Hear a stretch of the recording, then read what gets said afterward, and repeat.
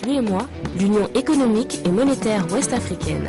L'UEMOA, 8 pays, un destin commun, un espace économique harmonisé, ouvert et concurrentiel. L'UEMOA, votre guide au cœur de l'Afrique, des grands événements et des grandes mutations sur Africable.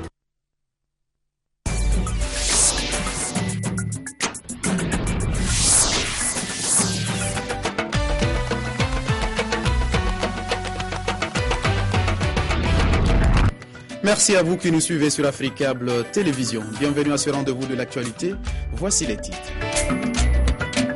La Cour suprême kenyane valide la victoire d'Ourou Kenyatta à la présidentielle du 4 mars. Son rival Raila Odinga s'est montré beau joueur. Ses partisans le sont beaucoup moins. Au moins 2 personnes ont été blessées par balle. Ce n'est pas encore la guerre, mais le mot est lâché. La Corée du Nord a un ordre de bataille contre sa voisine du Sud. Washington et Moscou s'en inquiètent, mais pour Séoul, cette menace n'a rien de nouveau. Du sport avec la CAN Junior 2013, les jeunes pharaons d'Égypte viennent de remporter la 18e édition de la CAN des moins de 20 ans au tir au but face au Ghana. C'est le 4e sacre égyptien dans cette compétition. Merci d'avoir choisi Africable Télévision pour vous informer. La Cour suprême kenyane valide la victoire d'Ourou Kenyatta à la présidentielle du 4 mars.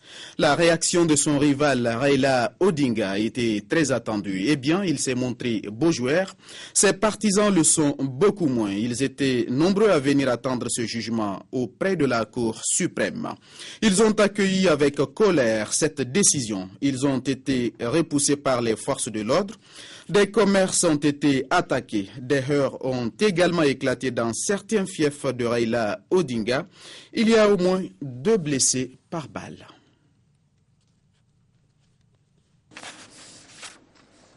La fin d'une longue attente. 26 jours après le scrutin, la Cour suprême valide l'élection présidentielle kenyane. Uhuru Kenyatta et son colistier William Ruto vont donc pouvoir prêter serment comme président et vice-président du pays.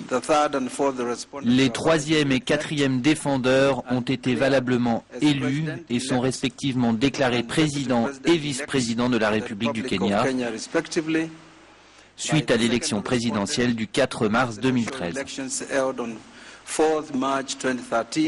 Les 6 juges ont estimé que l'élection s'est déroulée de manière libre, équitable, transparente et crédible. Candidat malheureux à ce scrutin, l'actuel Premier ministre Raila Odinga a accepté sa défaite. J'ai l'espoir que le prochain gouvernement sera fidèle à notre Constitution et l'appliquera à la lettre pour le bien-être de notre peuple.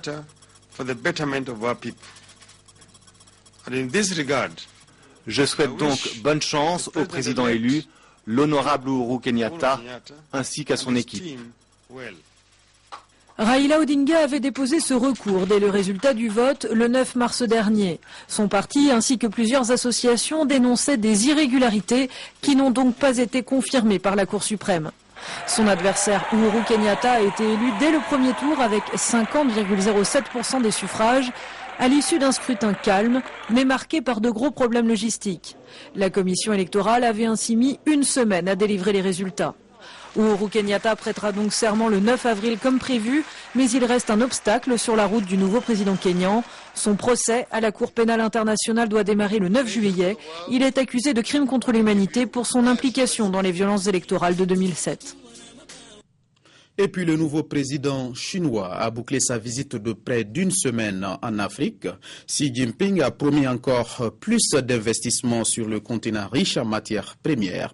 Sa dernière étape s'est déroulée au Congo-Brazzaville. Pour sa première tournée en Afrique en tant que président, Xi Jinping a choisi de se rendre en Tanzanie, en Afrique du Sud et ici au Congo-Brazzaville. Ce dernier pays ne compte que 4 millions d'habitants, mais il exporte du pétrole et du bois vers la Chine. Le président chinois et son homologue Denis Sassou Nguesso ont signé 11 accords de plusieurs millions d'euros, notamment dans les secteurs des infrastructures et de la banque. Pékin va entre autres financer un projet de port fluvial pour un montant de 63 millions de dollars à Oyo, la ville natale de Sassou Nguesso. Un peu plus tôt cette semaine, Xi Jinping a donné sa vision des relations entre la Chine et l'Afrique. Mes amis, je peux vous le dire clairement, les relations Chine-Afrique ont pris de l'importance. Les intérêts communs des 2 côtés sont plus grands qu'avant. Ce qui nous unit est plus fort qu'avant. Sur les 2 prochaines années, la Chine a annoncé qu'elle allait accorder à des pays africains 20 milliards de dollars de prêts. Beaucoup d'Africains se félicitent des investissements chinois sur le continent qui viennent contrebalancer l'influence de certains pays occidentaux. Les détracteurs de Pékin, eux, accusent les Chinois de ne pas être très regardants sur la situation des droits de l'homme d'un pays lorsqu'ils font des affaires avec un dirigeant africain. Suite et fin du Forum social mondial, il s'est ouvert il y a 4 jours à Tunis. Un choix très symbolique. Les organisateurs ont voulu mettre en avant le pays qui a impulsé les révolutions arabes. Le rendez-vous se veut un moment d'échange et la question reste posée. Il flotte comme un air de fête sur le campus de l'université d'Al-Manar. Depuis 4 jours, on chante, on revendique, on discute, on parle de tout, du monde, de l'économie, de la globalisation et surtout de l'humain. L'homme de plus en plus oublié des politiques internationales, des membres du G20. Les altermondialistes restent la vigie du monde, même si leur voix ne porte pas autant qu'ils le voudraient. Ce dont nous avons besoin aujourd'hui, c'est d'une politique de souveraineté alimentaire. Cela signifie que cela doit être un principe clé. Les fermiers, les agriculteurs doivent avoir le contrôle de leurs moyens de production. Au Forum social mondial, aucun thème n'est fixé. Au fil des conversations, les thèmes s'imposent, les problématiques se soulèvent, comme le droit des femmes. Nous sommes ici pour faire avancer les droits des femmes, parce que les droits des femmes vont avancer les droits des hommes aussi. Le monde bouge, mais pas à la même vitesse, que l'on soit du nord ou du sud, pays occidental ou pays émergents. Les révolutions arabes confèrent aujourd'hui, par exemple, beaucoup d'espoir aux altermondialistes. L'année 2011 a enseigné à de nombreuses personnes comment on peut changer les choses. D'abord l'Égypte, l'Espagne, puis Occupy Wall Street. Beaucoup de gens ont dit qu'ils avaient beaucoup appris de la crise tunisienne. Apprendre et comprendre le monde. Les altermondialistes font parfois preuve d'anticipation, comme la suppression des paradis fiscaux, la taxe sur les transactions financières ou la séparation des banques entre dépôts et transactions d'affaires. Entre vision et révolution, les altermondialistes ne font pas que s'indigner. Et c'est par une marche de soutien aux Palestiniens que s'est achevé ce forum. Ils étaient 15 000 altermondialistes à manifester à Tunis, une marche qui coïncide avec la journée de la Terre. Chaque 30 mars, les Palestiniens rendent hommage aux 6 Arabes israéliens tués en 1976 lors de manifestations contre la confiscation de terres par Israël. Des rassemblements émaillés souvent d'incidents et cette année n'a pas échappé à la règle. Barrage de Kalandia. Ce passage commande l'accès à Jérusalem en Cisjordanie. Depuis vendredi, l'armée et la police israélienne ont déployé ici d'importants renforts en cas d'éventuelles manifestations violentes. Ces quelques manifestants palestiniens vont en payer les frais à coups de gaz lacrymogène. Au même moment à Bethléem ou Jérusalem, des scènes quasi identiques, à l'exception de ces jets de pierre palestiniens. Du déjà vu pour une date importante dans la région. Chaque 30 mars, c'est la journée de la terre, l'occasion de manifester contre la confiscation de terrain par l'État hébreu, en hommage à 6 Arabes israéliens morts il y a 37 ans jour pour jour. Une journée autant redoutée par les autorités israéliennes qu'attendue par les Palestiniens. Cet événement sert à frapper aux portes de Jérusalem. Jérusalem est devenue notre boussole. Il y a non seulement des confiscations de terres, mais aussi un nettoyage ethnique contre les habitants de la ville. Et il y a toujours en Cisjordanie des constructions de colonies, une séparation et un mur raciste. Un peu partout dans les territoires palestiniens, les rassemblements se sont succédés. Le plus grand s'est tenu à Saknine, sans heurts cette fois. Dans la bande de Gaza, les habitants de Beth Laïa ont symboliquement planté des oliviers. Le message du Hamas à la tête du territoire, lui, reste sans équivoque. Ce qui est sûr, c'est que nous avons choisi l'option de la résistance pour libérer toute la Palestine. En ce jour de commémoration, nous affirmons que la Palestine appartient aux Palestiniens, aux Arabes et aux musulmans, et non aux Juifs.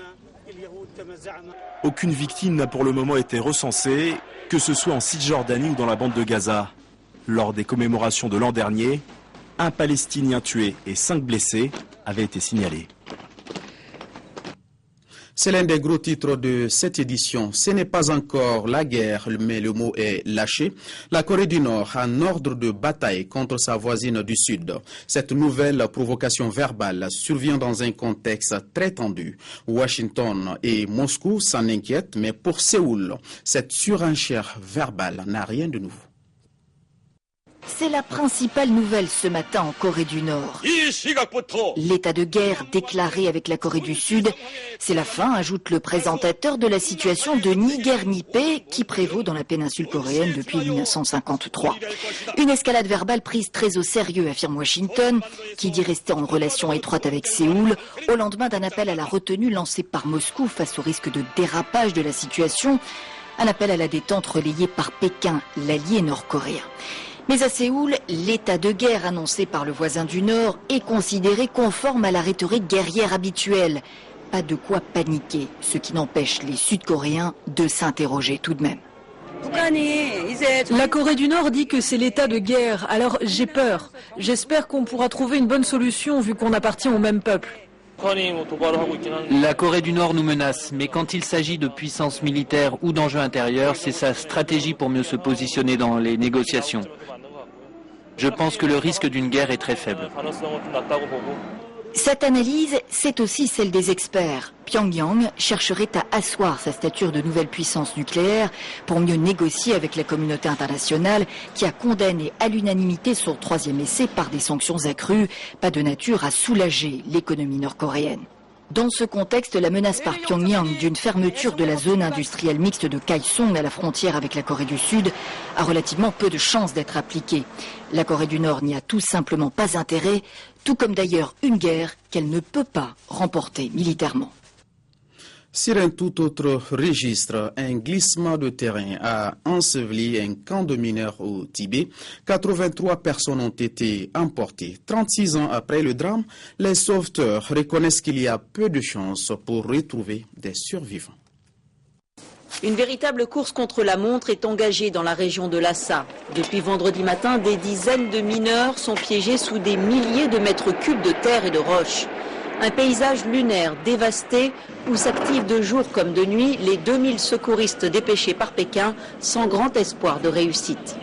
Nous avons entrepris plusieurs recherches et pour le moment, aucun signe de vie n'a été détecté. Les secouristes passent au peine fin la montagne dans des conditions extrêmes. À plus de 4500 mètres d'altitude, ils souffrent du manque d'oxygène et du grand froid. Une combinaison qui pourrait être fatale aux mineurs. 2 Tibétains seraient piégés sous terre, mais il pourrait y avoir de nombreux Han venus massivement à Lhasa et sa région pour travailler dans les mines tibétaines. Le volet sanitaire de ce journal nous conduit en République centrafricaine, où la situation sanitaire à Bangui est très difficile, surtout dans les hôpitaux. Un seul est opérationnel alors qu'une cinquantaine de blessés attendent toujours d'être opérés. L'équipe de Médecins sans frontières est débordée. Retour presque à la normale à l'hôpital communautaire. Plus de blessés ensanglantés dans le hall, des urgences désengorgées.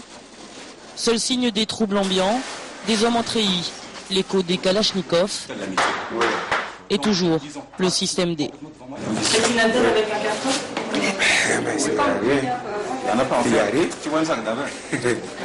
Rien, mais déjà un peu mieux qu'en début de semaine. Et cela, en partie grâce à cette équipe de Médecins sans frontières. Oui. On va donner au printemps, oui. Des médicaments, du matériel médical, des réservoirs d'eau et surtout du renfort en personnel. 10 Médecins sans frontières au chevet du seul hôpital fonctionnel de la capitale. C'est principalement nous qui donnons un coup de main à justement essayer d'organiser ça. Il y a un surveillant général qui est là depuis une semaine, qui travaille presque 24/24. Donc le staff commence à être bien fatigué. Ça va ? Épauler le personnel, coordonner, visiter les malades, c'est la mission assignée à Nancy-Vaudan. Qu'est-ce qui t'est arrivé ? La balle, ouais ? Touché par une balle perdue comme la plupart des patients de l'hôpital. Cet homme a été blessé il y a 5 jours. Il n'a toujours pas été opéré.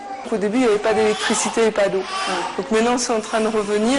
Donc On est en train de faire la liste de toutes les opérations, donc les personnes, quel type d'opération, pour faire des programmes opératoires, pour organiser ça et pouvoir prendre le maximum de personnes dans un laps de temps le plus court. Une cinquantaine de patients sont sur la liste. Les blocs tournent à plein régime, mais ils ne sont que 3 chirurgiens à opérer. Toujours mieux qu'à l'hôpital de l'Amitié. Ici, pas d'ONG, presque pas d'infirmières, pas plus de médecins. Tous ont déserté les lieux pour cause d'insécurité. Juste des dizaines de malades livrés à eux-mêmes depuis une semaine. Nous sommes abandonnés à nous-mêmes et nous vivons de tristes sorts. Il n'y a pas de nourriture, il n'y a pas le petit déjeuner, il n'y a pas les rations. Nous sommes abandonnés à nous-mêmes. Nous souffrons péniblement. Il faut venir à notre secours. Il faut vraiment nous aider. Le Comité international de la Croix-Rouge a répondu à l'appel. Une équipe devrait être déployée dans les prochains jours. Nous poursuivons avec l'actualité au Mali. Le Front uni pour la démocratie et la sauvegarde de la République a tenu une conférence de presse autour de la situation sociopolitique et sécuritaire du pays. Ses membres ont saisi l'occasion ce matin à la Maison de la Presse pour commémorer le premier anniversaire de l'association. Rappelons qu'elle a été créée au lendemain du coup d'État du 22 mars au Mali. Le FDR est un regroupement de 14 partis politiques ayant condamné avec fermeté ce coup d'État. Aujourd'hui, un an après cet acte qu'il qualifie d'antidémocratique, où en est le Mali, se demande-t-il. Le vice-président du FDR répond au micro de Nadia Apéadi et Moussa Bari. Un bilan pour le FDR positif, très positif, mais aussi il y a beaucoup d'insatisfaction par rapport aux objectifs qui ne sont pas encore atteints, à savoir donc la paix, même si la guerre est en phase terminale, la paix n'est pas encore là, malheureusement, donc c'est un sujet d'insatisfaction. Vous avez également la réconciliation nationale qui est un besoin crucial du moment qu'il faut réussir coûte que coûte. Cela ne dépend pas que du FDR, cela dépend de toutes les composantes de la société malienne. Nous invitons l'ensemble des Maliennes et des Maliens à se mobiliser. Le bulletin de vote, je crois qu'il est une arme redoutable que la démocratie donne à chaque citoyen pour pouvoir s'exprimer et pour pouvoir en tout cas se donner les meilleurs cadres qu'ils veulent pour gérer ce pays comme ils veulent. En tout cas, et voilà ce que nous souhaitons. Page sport de cette édition, le Djoliba AC de Bamako a un nouveau président. Il s'agit du général Boubacar Diarra. Il a été élu à l'unanimité ce samedi à l'issue de l'Assemblée générale du club vert et rouge. Boubacar Diarra succède à Karunga Keita. Nos reporters Yacouba Dansogo et Seydou Niaré étaient présents à cette Assemblée générale. Je ne suis pas candidat à ma succession. Et je vais arrêter comme président. Toute chose a une fin et il faut savoir s'arrêter à temps. Je serai là comme supporter et je n'oublierai jamais le Djoliba. Après plus de 40 ans de loyaux services rendus au Djoliba AC, dont 23 ans en tant que président du comité exécutif et du conseil d'administration, Karunga Keita dit Keke décide de se retirer de la gestion du club vert et rouge. Au cours de cette assemblée générale tenue ce samedi 30 mars 2013 au complexe sportif Eremakono du Djoliba AC, l'ensemble de la grande famille du football malien a témoigné toute sa reconnaissance à Karunga Keita et au Djoliba AC. Je souhaiterais au nom de tous les acteurs de football que ces assises se passent dans les meilleures conditions et que le président qui serait élu avec la bénédiction de mon doyen Karunga Keita qui puisse faire le rassemblement de tous les Djolibis pour que le Djoliba puisse être un grand club pour le bonheur du football malien. À l'issue des travaux, un nouveau président a été élu à la tête du club de l'Hippopotame. Il s'agit du général Boubacar Diarra. Il arrive aux commandes du Djoliba AC au moment où le club traverse des moments difficiles dans le championnat national de Ligue 1 et en Ligue des champions. Le mandat, je le place sous le signe de l'entente, de la paix retrouvée au sein de la famille Djoliba. Et aussi dire que j'appelle tous les Djolibis, tous ceux qui sont animés de l'esprit Djoliba, qu'on se retrouve pour réaliser nos objectifs de la saison. Après avoir passé 23 ans à la tête du Djoliba AC, Keke s'en va. C'est une page qui vient d'être tournée à Eremakono. Une nouvelle s'ouvre avec l'arrivée aux affaires du général Boubacar Diarra Mbaba. Voilà, le Djoliba AC de Bamako a un nouveau président en la personne du général Boubacar Diarra. Du sport toujours sur un tout autre décor avec la CAN Junior 2013. L'Égypte sur le toit de l'Afrique. Les jeunes pharaons viennent de remporter la 18e édition de la CAN des moins de 20 ans au tir au but face au Ghana. C'est le 4e titre égyptien dans cette compétition après 1991 et 2003. À la Coupe du Monde, l'Égypte évoluera dans la poule E en compagnie du Chili, de l'Irak et de l'Angleterre. Nous continuons toujours cette page sportive avec, avec le tirage au sort de l'Afro-Basket 2013. Dans la poule A, vous avez la Côte d'Ivoire, l'Égypte, le Sénégal et l'Algérie. Dans la poule B, la Tunisie, le Rwanda, le Burundi et le Maroc. Dans la poule C, vous avez l'Angola, la République centrafricaine, le Mozambique et le Cap-Vert. Dans la poule D, le Nigeria, le Cameroun, le Congo et le Mali. La phase finale de cette 27e édition de l'Afro-Basket Homme aura lieu du 13 au 31 août 2013 en Côte d'Ivoire. Merci de nous avoir suivis sur Africable Télévision. Ce journal prend fin. Je vous souhaite de passer une excellente soirée en compagnie des programmes de la première chaîne panafricaine.